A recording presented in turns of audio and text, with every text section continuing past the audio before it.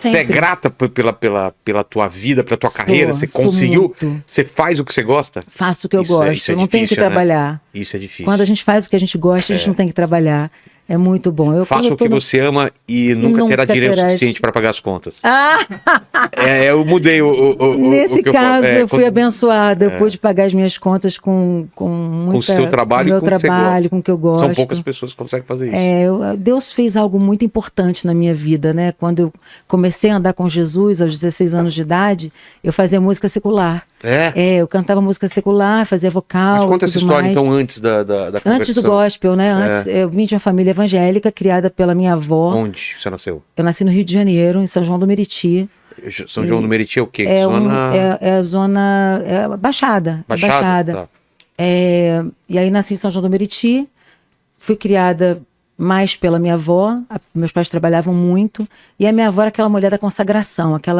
Aquela mulher crente do coque. Sei. Sabe? Bem tradicional e tudo Tradicional. mais. E ela tinha um culto de consagração que ela participava. E ela era ministra de cura divina. Então Qual eu vi igreja? muita... Assembleia de Deus de Madureira. Ah, E aí, ela era ministra de cura divina, eu via muita cura divina na casa dela, coisas maravilhosas. sério? Você viu? Gente levantar e andar, gente chegar lá completamente desfalecido, ser curado na hora, coisas muito fortes. Então, minha Tem gente que não infância acredita, foi- né? Eu já vi tanta coisa também que não tem como não acreditar. Não tem como não acreditar, porque eu vi isso criança. Eu fui batizada com o Espírito Santo com 5 anos de idade Como assim? e falei em línguas. Como? Na Como que oração, aconteceu? em casa, Você agradecendo pediu alguma lanche. coisa? Não pedi nada. Não, A agradeci. minha avó já estava agradecendo lanche. Minha avó já era batizada com o Espírito Agradecendo Santo. lanche? A gente parou numa mesa assim para agradecer o lanche e de repente eu comecei a interceder para uma tia minha que ainda não tinha Jesus no coração e eu tinha 5 anos e quando eu vi eu estava falando em línguas estranhas e orando além do meu entendimento e chorando muito. E a minha avó, eu lembro que ela me abraçou e falou assim: me dá essa intercessão. É muito forte para você. Você é Sério? menina ainda, me dá essa intercessão. E ela continuou falando em línguas, abraçada comigo. E nós oramos por essa tia que agora, há poucas semanas, aceitou Jesus como Salvador. Poxa vida. Foi uma oração de quando eu tinha 5 anos, Só agora. que se cumpriu agora. Você vê? Você vê que Deus não esquece do que a gente ora. E o lance é não desistir também, Não né? desistir daquilo que se orou. Deus esqueceu, Não, Deus não se esquece. Porque a gente está dentro de um tempo que a gente... O tempo humano é muito diferente. O tempo humano é o Cronos, né? E a gente precisa ir para o Kairos. O Kairos está na linha da eternidade. E na linha da eternidade, o tempo de Deus é como um dia. E a gente não consegue nem entender como funciona, porque ele tá Não. fora do tempo, né? Está fora do tempo. Então Deus ouviu a minha oração imediatamente ao tempo em que a minha tia aceitou Jesus. Então foi simultâneo para ele. Ele Exato. está vendo o presente, o passado e o futuro dentro da linha do Kairos e a gente está dentro do Cronos. Não tem como a gente entender muito isso, né? Mas como foi pra você aos 5 anos ter uma experiência de falar línguas Foi estranhas? sobrenatural, porque... Você ficou assustado ou você já Não, sabia isso? Eu já vi os meus avós fazendo isso em casa. Mas eles explicavam o que era. Eles me explicavam mais ou menos, porque fazia parte da minha vida aquilo ali. Para mim, todo crente era assim. Eu não entendi. sabia que tinha crente que não acreditava nisso. Para mim, todo crente orava por cura divina, as pessoas se levantavam da cadeira de rodas, ou do chão, ou da enfermidade que tinham. Para mim, a cura divina era algo muito normal lá em casa. Então, quando eu fui batizada com o Espírito Santo, eu sabia que eu estava falando em línguas igual a minha avó. Mas eu não estava imitando ela. Era algo que saía de dentro de mim. Incontrolável. E aí, incontrolável e maravilhoso. Uma alegria, assim, um poder de Deus. Uma alegria plena que eu nunca podia esquecer. E aí, meus pais não acreditaram, é claro. Acharam que eu estava imitando a minha avó. A minha avó acreditou desde o começo. E essa experiência que me marcou, Vilela, para eu não perecer no mundo. Porque com 13 anos, meus pais se separaram. E aí eu meio que chutei o balde. Na adolescência, Sim. chutei o balde e fui pro mundo. Foi quando eu comecei a cantar música secular. Trabalhando Que mesmo. tipo de música você cantava? Eu fazia covers de outras pessoas. Mas em barzinho, cantava? Em essas casas coisas? de show, Casa de em casa show? de show, em back vocal, em estúdios Sim. também. E fiz vocal pro grupo Malacacheta na época. Cantei com o grupo Roma. Pessoal da década de 80, 90. Tá. Né, era o que eu fazia. Fazia vocais para jingles de marcas diferentes, aleatórias. E fazia pontas como atriz também em algumas novelas. Cheguei a trabalhar como atriz de algumas... Mas você queria fazer isso? Era uma das coisas? Queria. Como atriz eu queria me formar, queria continuar. Quando me converti, eu estava fazendo Floresta Rosa e Shai Moon, 2 peças infantis. Estava fazendo já teste para elenco, já tinha passado. estava ensaiando essas peças, e aí eu tive uma experiência sobrenatural. Não foi normal a minha conversão. Ninguém pregou para mim. Eu estava no meu quarto. Primeiro eu tive completamente teologicamente incorreta a minha experiência. Se eu Como for assim? falar com um teólogo raiz, vai dizer assim: como ela pôde ser batizada com o Espírito Santo aos 5 anos de idade, depois receber Jesus aos 16? Não é uma regra natural. Natural é você receber Jesus e depois ser batizado com o Espírito Santo. Mas a minha experiência como criança, a gente não tem como negar. Aconteceu mesmo. Então, com 16 anos... Mas você foi esquecendo, parou de orar em línguas? Parei de orar período. em línguas, fui entrando para revolta, para aquela coisa de não querer igreja, de não ter querer... dúvidas até das coisas que aconteceram contigo também? Eu nunca tive dúvidas das coisas que aconteceram comigo, mas eu tinha uma mágoa pelo que tinha acontecido com a minha família. Pela separação. Pela separação dos pais. Então essa mágoa me levou a andar em outros lugares, com outra galera, mas eu nunca fui fundo no mundo. Eu sempre tive meu pai tomando conta de mim, meu pai é um policial federal, então, tipo assim, se eu estivesse numa roda que a galera ia usar cocaína, eu não ia usar porque eu era filha do federal. Entendi. Então, a filha do federal era o tempo todo olhada, prestavam atenção no federal, cuidado com ela, não vão mostrar as coisas para ela, porque ela tem alguém que guarda ela o tempo todo. Então, ter um pai policial federal me fez muito bem na adolescência, para eu não me meter com coisa errada. E assim, eu cheguei em casa um dia muito desapontada com os meus amigos, aquelas crises dos 16 anos de idade, namorado e tudo mais. E aí, entrei em casa e fiz aquela oração: Deus, se o Senhor é de verdade mesmo, se o Senhor foi aquele que me batizou com o Espírito Santo aos 5 anos de idade, aparece para mim, faz alguma coisa comigo, fala comigo de alguma maneira. E fui dormir. E esqueci que eu tinha orado isso. Tava completamente deprimida, sabe? Aquela bad trip, perdida e tal. Mas você chegou a usar droga? Não, graças a Deus não. Bebida? Bebida, né? Bebida sempre chega para o adolescente. É o permitido, né? É o álcool, é o pseudo permitido. Exato. E que as pessoas enfiam o pé e depois não saem mais. O pessoal subestima, né, o poder. Subestima o poder do álcool, isso é muito perigoso. Então eu... Ouviu, Léo? Olha aí, gente. Ouvi. É perigoso. Nem sei se o cara bebe, né? Já tô jogando. Não, eu tive um coma alcoólico. Sério? Eu tive um coma alcoólico com 16 anos. Que tomar glicose e tudo mais. Tudo, ir pro hospital. Foi uma experiência horrorosa, de quase morte. Foi horrível. Minha mãe que foi me buscar e tal. Eu nunca mais eu quis saber de bebida na vida, né? Naquela época eu fiquei assim, apavorada com o que aconteceu comigo. E eu não dou força. Então, eu fui para casa, fiz aquela oração de: Deus, aparece para mim, fala comigo, faz alguma coisa comigo. E aí eu fui dormir, Vilela, e comecei a ser arrebatada. Eu tive um arrebatamento de sentidos, é o que a Bíblia explica, né? Como que é isso? Eu não sei. Um arrebatamento é como se eu tivesse saído do meu corpo. Eu saí do meu corpo e comecei a ver o mundo espiritual. Eu vi anjos, vi demônios, vi a minha casa no mundo espiritual, porque você sabe que tudo aquilo que é natural é transcendente. Na verdade, essa mesa aqui, ela tá natural pra gente, mas ela é cópia daquilo que tá na eternidade. Como assim? Isso aqui é material, tudo que é material, toco e sinto essa mesa. Mas ela é uma Existe cópia... uma cópia... no mundo espiritual, na eternidade. Ou essa é uma cópia daquilo? Essa é uma cópia do que tá na eternidade. Aquilo é real e isso é uma cópia, é um reflexo. Cópia, é um reflexo. Por exemplo, biblicamente, tudo que é tabernáculo na terra, né, o que foi o tabernáculo de Moisés, que foi o tabernáculo de Davi, o que é o tabernáculo, que vai ser o futuro tabernáculo em Israel, que vão montar, tudo isso é reflexo do tabernáculo de Deus na Nova Jerusalém Celestial.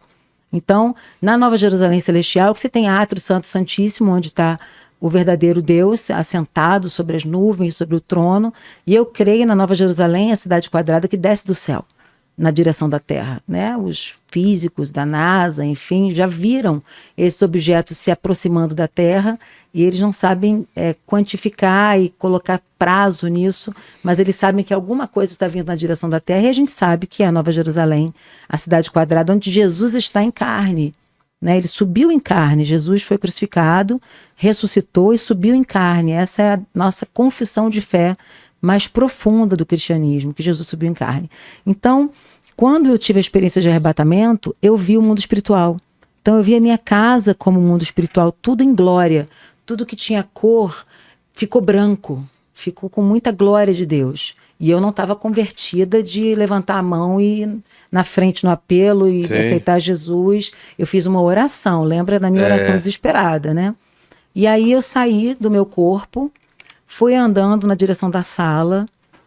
E era, mas era a sua sala diferente ou sua sala Era exatamente? a minha sala exatamente, só que toda em glória. Na verdade, as ela luzes, ficou... as cores são diferentes? Tudo ficou branco, como se você tivesse ligado um grande holofote na minha sala. Tivesse uma luz muito grande entrando. Um grande holofote entrando e assim, o sofá era verde, ficou branco. Sei. Eu andava e as coisas estavam muito iluminadas.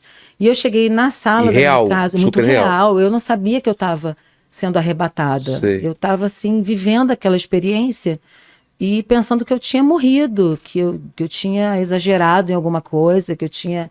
Realmente, Deus tinha me ouvido, estava me levando. E aí eu vi um trabalho de feitiçaria feito para os meus pais, nesse mundo espiritual, que eu não via antes, né? Mas estava na sala da minha casa. E eu, como boa filha de crente, o que foi fazer? Jogar fora. Claro. Meter a mão e falar, tá repreendido em nome de Jesus, vou jogar isso fora. E não pode? Eu não podia, eu estava completamente errada na minha vida, toda de cabeça para baixo, no mundão, cheia de brechas. Bebendo, cheia de brecha, andando com quem não devia e tal. Aí que acontece uma coisa maravilhosa comigo nessa hora. Quando eu fui botar a mão no trabalho de feitiçaria, abri uma janela no nada, porque já se não bastasse a glória que estava na minha sala, abri uma janela no nada e me atravessou uma água, como um som de muitas águas, ao mesmo tempo era voz e era luz. E os meus pés saíram do chão e eu fiquei com essa água atravessando o meu peito, com essa voz, que disse para mim a letra de um hino que o meu avô tinha feito no momento que ele queria suicidar-se. Nossa. Há muitos anos. E a voz falou para mim assim: não te deixes vencer, pois tu podes morrer sem a luz do céu ver. Lá do alto da cruz jorram raios de luz que te podem iluminar. Só então hás de ver, nunca mais vais morrer, pois Jesus veio para te salvar. Aquilo falou comigo e me largou. E aí eu botei os pés no chão e falei: isso é real. O que está acontecendo comigo é real. E eu vi um espírito maligno no canto da minha casa, em forma de criança, sem camisa, com uma calça jeans toda rasgada, e aquele espírito ria muito da minha cara. E aí eu falei: Deus, eu não posso fazer nada porque eu tô toda errada, mas o Senhor pode. O que o Senhor vai fazer por mim agora? E aí um anjo muito grande apareceu na minha sala, na porta da minha sala, do tamanho da porta. Esse anjo apareceu para mim. Hoje eu sei que os anjos podem aparecer de maneiras diferentes, eu conheço a classificação angelical, eu sei que são anjos, arcanjos, querubins, anjos mensageiros. Eu necessariamente não sei qual a qualificação desse anjo, mas me parecia um arcanjo, o que a Bíblia diz, né? Um anunciador, um anjo de guerra. E ele apareceu na minha sala com um coque no cabelo, assim, um cabelo todo prateado, e não falou comigo, eu não falei com ele. E ele entrou na minha sala, pegou o trabalho de feitiçaria, jogou fora, o espírito maligno que estava na sala passou por baixo das pernas dele e sumiu. E aí uma voz falou comigo, escrita no meu peito, não era voz de ouvir. Como assim? Você viu, olhou e apareceu alguma coisa? Eu não olhava, mas eu conseguia ver. E hoje eu sei que era hebraico. Na época eu não tinha a menor ideia de que era hebraico aquilo. E o que estava escrito? Não temas, eu sou contigo. E depois falou: deita na sua cama. Eu voltei pro meu quarto, deitei na minha cama e bati sentada na mesma hora. Bateu, sim. Bati sentada, eu levantei. Sei. Como... Eu voltei pro corpo e me sentei imediatamente. E na hora que eu me sentei, eu vi que eu tinha sido arrebatada. Eu percebi que aquilo não era sonho. Eu tinha passado uma noite inteira vivendo aquilo. Ali eu me converti. Ali eu larguei tudo. Ali eu larguei a música secular. Eu estava com um contrato. Você tomou essa decisão? Um contrato para assinar de uma grande gravadora na época. E como você teve essa força de... Eu simplesmente me converti. Eu falei: tudo que eu tenho eu quero usar para o evangelho. Tudo que eu sei, tudo que é artístico, tudo que é... Primeiro que eu fui ser pastora. Eu fui estudar para ser pastora. Quando eu me converti, quando eu me levantei, que eu fui para casa do meu pai, a minha avó estava em jejum há 3 dias, orando por mim. E aí eu comecei a contar a história pro meu pai na sala, e o meu pai parou e ficou me olhando e falou: tá bom, muito boa a tua história, mas o que você vai fazer agora? Eu falei: vou buscar poder de Deus. Vou buscar poder de Deus. E aí eu ouvi no rádio da minha avó uma igreja chamada Deus é Amor, que estava tocando, a minha avó orando junto com o pessoal da igreja. E aí eu falei assim, eu quero ir nessa igreja que a minha avó escuta. E a minha avó lá de dentro, glória a Deus, aleluia, porque ela sabia que o que estava acontecendo comigo tinha a ver com o jejum e a oração dela. Sim. E aí eu falei que isso é coisa da minha avó, cara. Isso é coisa da minha avó. E meu pai falou assim, é real? Mete a mão no telefone e liga para todo mundo, desfaz a sua vida. É o que você quer? Assim? Então vambora, me desafiou. É. Aí eu comecei a ligar pro teatro. Gente, olha só. Então faz aí. E faz aí, eu fiz mesmo. Pode colocar o sub no meu lugar, eu não vou estrelar a peça. Pode colocar fulano de tal no meu lugar, eu tô fora. Liga pra banda. Sem justificar ou já justificando, sou crente agora. Sério? Agora eu sou crente, não posso. Aí ela pirou. Pirou, tá maluca, é crente agora. A turma da banda, da minha banda, na época ficou muito chateada. Imagina, né? Do Roma e tal, que já existia, né? Eu, na verdade, fazia vocal. Vocês iam assinar o contrato? Eu ia assinar o contrato, não a banda. A banda já estava estourada, já tinha sua vida profissional e musical. Você ia fazer um contrato solo? Eu ia fazer solo. Um contrato solo para substituir uma cantora muito famosa. Eu vou deixar para lá, porque senão eu vou dar muito spoiler. Ah, poxa. Ah, não vou contar, não. Dica. Não vou, não. Só dica. Ela estava estourada nos anos 90. Então você não vai falar. Você me conta depois, então. Te conto em off, não tem problema. Tá bom. Mas eu já ia. Já posso falar, é aquela cantora americana, né? É, uma cantora. A Adele. Era a Adele, pronto. A Adele nem era nascida. É verdade, né? Era a que seria a Adele. A que seria a Adele. Mas deixa isso pra lá que dá muito pano pra manga. Aí eu liguei pra banda. E pra gravadora? Pra gravadora eu falei, não vou assinar. Como você não vai assinar?